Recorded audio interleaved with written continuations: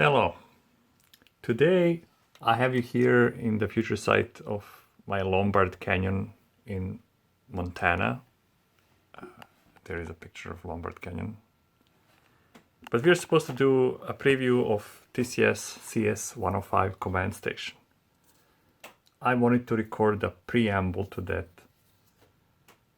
just to mention a few things and say my own thoughts about the whole process and whatnot. I've posted a couple of messages, a call out on the LCC or Layout Command and Control group on groups.io, as well as on Model Railroad Hobbyist forums, inviting members to provide any comments, ideas, suggestions on how this preview should be done. And I'm saying preview, the command station has not been released yet. It actually depends when you're viewing this video. Maybe you're watching it after the release, but in any case I'm making a preview because I don't think I'm gonna make it a full review, and many will do other things and whatnot. In any case, it was hard for me to come up with some kind of a concept on how to actually proceed with this, and it might look a bit disjointed, but we'll see what happens at the end. So before we continue or move on to the preview of the TCS CS-105, I have something else here, and this is a Rocco multi-mouse and the 10764 booster. And I want to make a point about this. When these things came out, they were hundreds of dollars. I mean, probably in the range of few hundred, $400-500, and this was decades ago. This is the technology you know about. This is NC, this is Digitrax, this is, CVP, this is whatever. Many things have come after them, ESU and whatnot. So TCS CS-105 is one of those new things. It's a step forward, it's something else, something different. Yes, it does everything that this booster and this throttle will do. This is actually a command station. It produces this signal. Some people will argue and say, well, why do I want to spend hundreds of dollars on a new command station, a new throttle from TCS, and I can just buy Digitrax or NC because that's what I know, or whatever else. Well, these items used to cost $400, $500, $600 when they came out. Now you can buy this on eBay altogether for less than 100. So TCS probably, I don't have the price right now, and whenever you're watching this, price might be out, might not. It might be hundreds of dollars, and so is the UWT 50 and UWT 100 throttles. It doesn't mean that those things will cost that much forever. But an important part is moving forward, and this is what I believe this command station is. It's moving forward, introducing new features and new things that we didn't have before. And so those who argue about, well, why should I buy this versus buying what I already know or what somebody else already tells me to buy, e.g. Digitrax or NC or CVP or whatnot, is about that going forward. And I just wanted to put that out. That's just my personal opinion. Obviously, I mean, you can do whatever you like with your money, and we'll see what happens in the future after all. Although we do know what happened in the past. So let's just have that in mind. Anyways, I'm going to take you now to the other side, to a continental divide in Mullen Pass, where I have a little setup for this presentation. So here we are in what is going to be a continental divide, Mullen Pass on my layout, but it doesn't matter. This was just the space I had, and I have some caro track set up here, just a double track with a double crossover, a small yard, and then a stretch of track, just so trains have some place to go into nowhere and then come back. Here is the CS-105 command station. I've removed the front and back door because I have it open. I like to look inside because it's a very nice design, and I'm an electronics geek, I suppose. I wanted to say a few things about the enclosure. I'm recording this video after the fact, after the segment you're watching, and I have to say I'm not a big fan of the enclosure. I mean, it is small and I guess, you know, it fits, but I like the previous one, the pre-release or the working prototype. Remember the white one? I'll post a picture, the one that had flanges on it. And you could actually mount this or that enclosure to a surface, you know, horizontally or vertically or whatever. This one is kind of, doesn't have any mounting points. I suppose you could say a saving grace for TCS would be that they use the standardized enclosures, and you can go to the manufacturer's website and see that they have a wall mounting add-on for this, which, you know, has two pieces. One comes onto the enclosure and one goes on the wall, and you can kind of put it on the wall. But I don't think you should have to do that. I mean, I think you should get everything in one piece, which kind of brings me to another point. And I was looking at their website and the, you know, test versions of this command station, and this was the front side and this was the back. Now I don't know really which one is the front and which one is the back anymore. To me, I mean, you know, where the button is, that's the front, and then the back is where all the connections are. But looking at the old images from I don't know, a year or so ago in the prototypes, this was the front and this was the back. Anyway, that's all I want to say about the enclosure. I could put a slide about the details of this command station, or you can go on their website and take a look at it. I mean, whichever is easier. Those who are interested in this will probably have seen all the specs, but I'll put them someplace, maybe in the corner or something like that. But just a quick look at the back. These are LCC ports. There are two. If you plug into one, you still have to use a terminator to close the loop. This is the power. It's the power brick that comes with it. At least that's what I've got. You might not have that when you buy yours. So as I said, this is a preview model, a beta. This is the programming track. This is the ops track or the output. And then on the front, you have the RJ12 or RJ11, which can be assigned either an NC cab bus or an ExpressNet. ExpressNet is not available yet in this firmware that I have, and I don't know if it's going to be available at the release time for the station or not. Unfortunately, I don't have an NC power cab or pro cab to test with this station. I've tried finding one cheap, but I cannot rationalize paying $250 for something I won't really need in the future, and so we might lack on that front, but we can test with other throttles that I have with me. I believe that the promise is that you will be able to plug in your NC throttles into this bus and run it from the get-go. If you have Digitrax, then our circuits is creating a gateway between the LocoNet and LCC, which will connect through the LCC network at the back here, and you should be able to use your Digitrax throttle that way, or throttles. The other throttles, I'm not sure whether they're going to support it or not. I think the CVP ones are probably not, because the standard is not documented, or it's proprietary and closed just the same way as LocoNet, and there is other issues about these things that I'm going to mention later. Looking here at the track setup, I have the double crossover and then a small yard ladder. I don't have them hooked up yet, and we'll see if I get that far to actually connect them to LCC, and we might go through that just to demonstrate how it all works. But for now, we are going to focus on just the command station and then interfacing to throttles. I'm going to reset the command station and reset my throttles so that they're factory zeroed, and then we can try and go through the setup and see how that works, pretending that you've just gotten this and you want to connect it to your layout. It doesn't matter how big your layout is. It could be just a shelf layout like this, or it could be, you know, the whole shebang in the basement.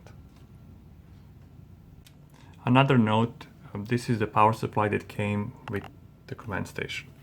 And this is a Meanwell brand. They're a fairly known brand. They're a good quality. I'm told that this is a 7 amp supply of 18 volts or 15.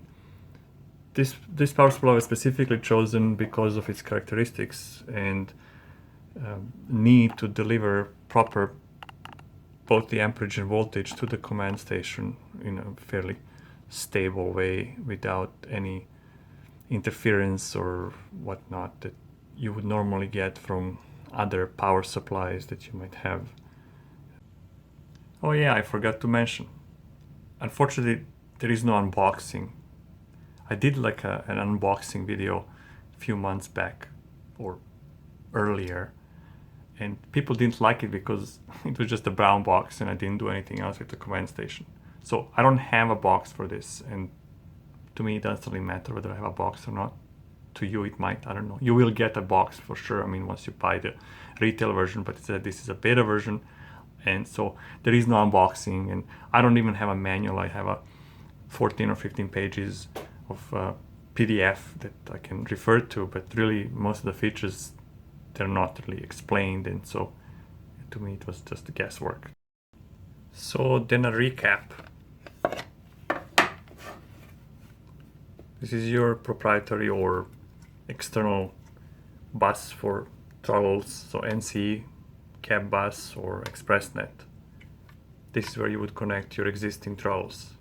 They can also connect via Wi-Fi if they're LCC capable, or through the LCC network if you have a LocoNet gateway from our circuits or whoever else makes one. And then track power, track A, track B, common.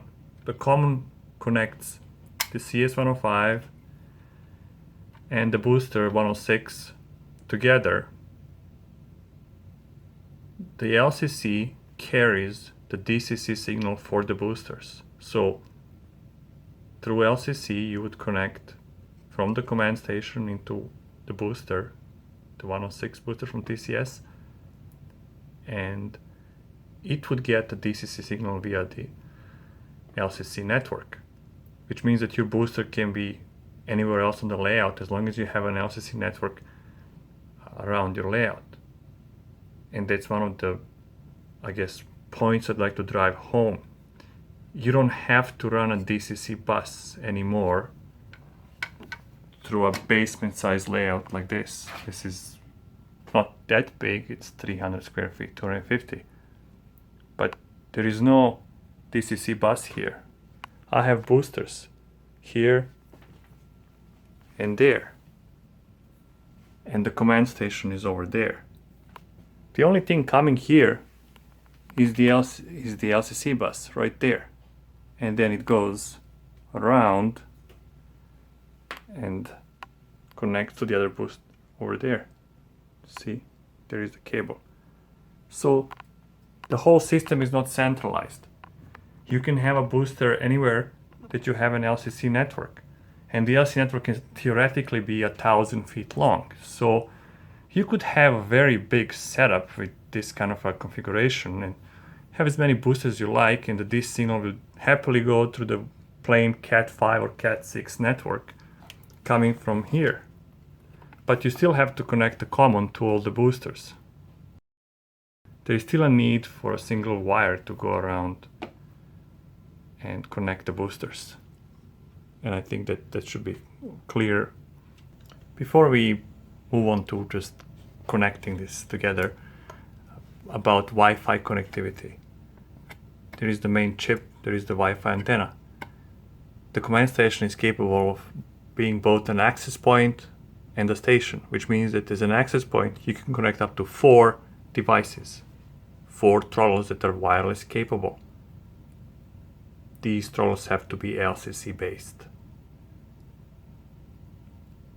Or the station can connect to your home wireless network. if you have a router that's existing, or you can get a dedicated router, wireless router or access point for your layout, then this command station can connect to it, and then you can have as many throttles or as many stations connecting to your home network, and then being routed to the command station as your home router allows. Most home routers are not that great, so if you have a large layout, you will probably need to buy a prosumer or semi-professional router or access point. And I mean, if you have more than 15 or 16 throttles, I would say that you will probably have to get more home routers and then create some kind of a network out of them, or have a semi-professional router. So here I am outside on the sidewalk in front of my house, about 50 feet away from the command station, and you can see the throttle is connected and it has signal and it's logged onto the LCC network. Not like you want to do this, because clearly you can't really see your trains or anything, but it just shows that the range is pretty good, because you know, the layout is in the basement this way, and we still have a tiny sliver of the bar there, which is good. So anyways, let's go back inside. Connecting the command station is really like connecting any other command station. You have track power, programming track, DC power, and then I have a LCC terminator here. Technically I should have two to just close this, or should not use it at all, since we don't have any LCD devices connected to this. And so, you know, track power goes to track power, as I said, track power A, track power B, common. We don't have any boosters, so I don't have a booster from TCS, so I don't have to connect the common to it. And then the programming track goes into the programming connector. The programming track is over there. We'll use it. And then just the power. Well, I didn't plug in the brick, so that would be the next step, but obviously you would have your power adapter already powered up. Now this command station does have a firmware, because what you're looking here is a computer, basically, an intelligent device, and intelligent devices have firmware. What's nice about this command station is that as your firmware upgrades, you might get new features. As I said, this is an NC cab bus right now, but the promise was that, or the promise is that you'll be able to use ExpressNet as well, and potentially connect that Roku multi-mouse that I showed you at the beginning of this video to this bus, or whatever else they come up with in the future. I don't know. I'm thinking that NC and ExpressNet are going to be supported, because they're better documented than LocoNet or CVP, and so that's what you'll get. But as you can see, there are no USB ports on this command station, so everything goes through the LCC or wireless. And thus, using the TCS depot, you would probably connect the command station via wireless to your computer and then flash the firmware, just like you would flash the firmware on your UWT50 or UWT100. The other option to flash the firmware is through LCC, and let's say JMRI. You could upload the firmware, because this command station appears as a node in JMRI or anywhere on your LCC network. It's just like a normal LCC device. It has a CDI, the configuration description interface, and you can configure the station from the CDI via JMRI, or you can do it through some other software, or you can do it through the throttle, and we'll take a look at that as well. Let's finally get on with the show and get some locomotives running, because that's what everybody really wants. You know, you got this new command station and you want to just get some trains running. Well, how do you know it's on? Well, the power is on. You can see the LED. The indicator light here is on. Track power is on. The button on the front is multifunction button. Pressing it momentarily turns the track power off, and you can see, well, I didn't do that right. There it is. See, I've turned the track power off. I'll turn it back on. Well, how do you know track power is on? I guess you can use an RMP meter and see 14.5 volts. Or you can just roll the locomotive down the track, and there it goes. And just to show this that it is track power on and off, you turn it off, and the indicator, oops,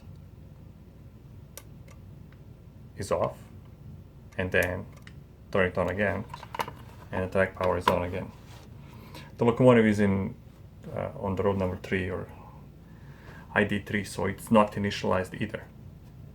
So I'm gonna try something a bit different now with the camera. I have a camera on my hat.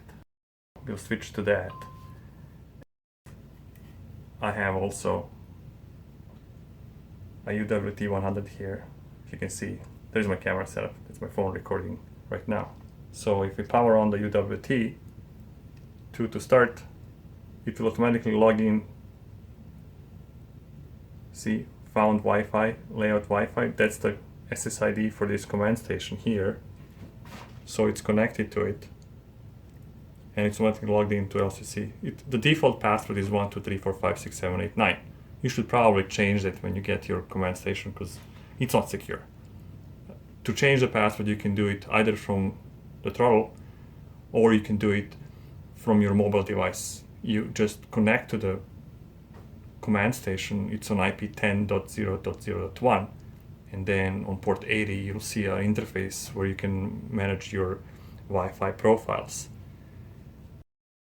Now that we have this, I mean, what can you do with it? Well, for one, I mean, you have CV programming. You can get the locomotive programmed. Right now we know it's on the ID3, so we can run it.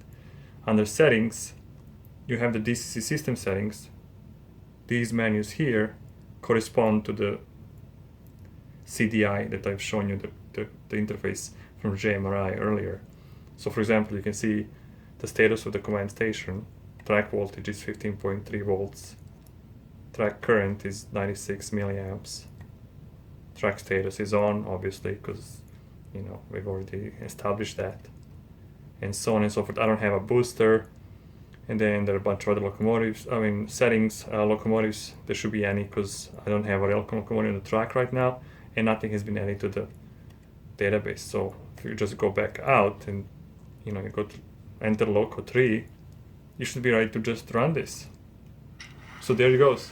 I mean, it's just like that. You're ready to go pretty fast.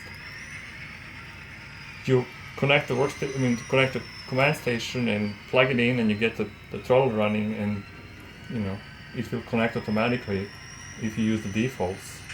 And after that, you get the train running wherever you have set up, whatever stretch of track you have.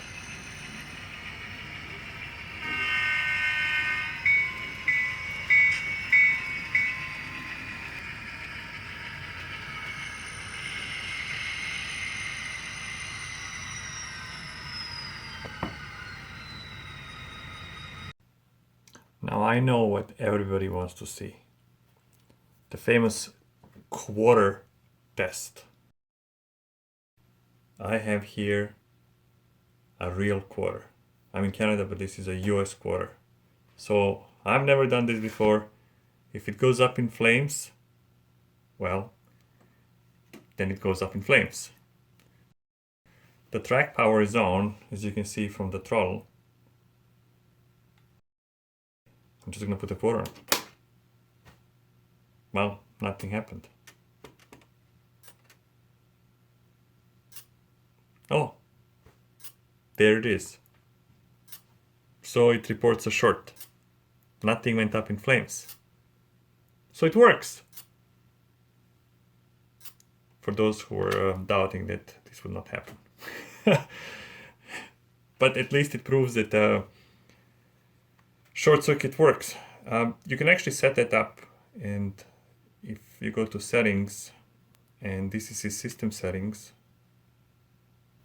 and here it's set up to 4000 milliamps, which is 4 amps. I mean, obviously for a setup like this, you probably won't need 4,000. If you're going to run just one locomotive, you can set it up to less than 2, because the locomotives don't probably draw more than 500 milliamps, if anything. So the other one thing I want to show is you actually control the track power from the throttle, and you have e-stop, this locomotive. Well, let's release it. Then you have, you can stop all the locomotives. I'm just releasing it now. Or you can say power off the layout, and it counts down, and now the layout is powered off, and you can see that it's stop and full power off. And if you look at the back of the station, you can see that the light is off. And if we turn the track back on, and you just say yes, I just need to avoid reflection. You can see that the light went on and the track power is on now. It's a very handy feature that you can actually do this from your throttles and stop your locomotives, stop all the locomotives, or just power off the whole layout. And it actually sends an LCC event, so everything else can also listen to these things and react, accordingly. And that's the whole thing. I mean, the station actually does broadcast all these events to the LCC, and depending what kind of devices you have, you can listen to them on the network or act upon them. Someone might say, well, I can do stuff with Arduino. Well, not something like this. I mean, this is very advanced functionality that we haven't really seen on previous protocols and networks. I mean, the LCC is well thought of, and it has a solid foundation for the future, and that's why it was selected by NMRA to be a standard. Let's do some CV programming now. I have a locomotive on the programming track, and we'll go to CV programming here, and then we're on the program track, and let's do CV29. I should clear that, and we'll set up to 34, and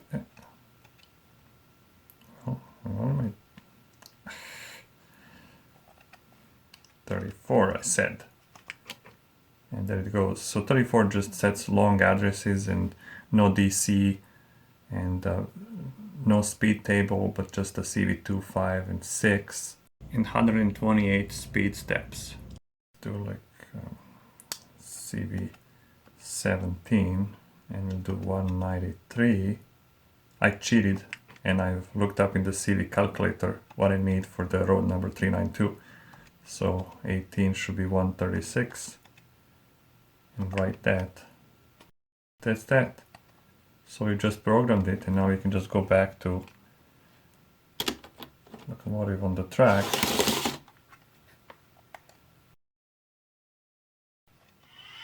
Turn it on, and there it is.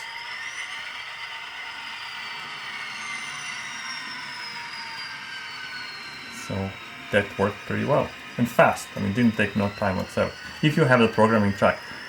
Obviously, if you have the Railcom capable decoder, you can do programming on the main as well. And Railcom is bidirectional as well, so you get other benefits from that. Besides just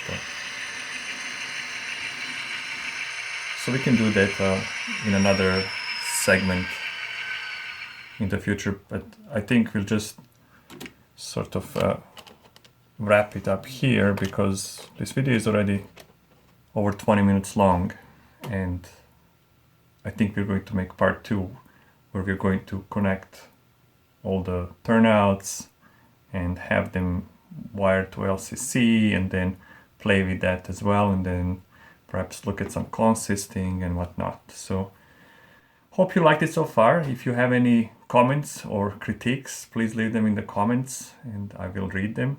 And until next time, thanks for watching.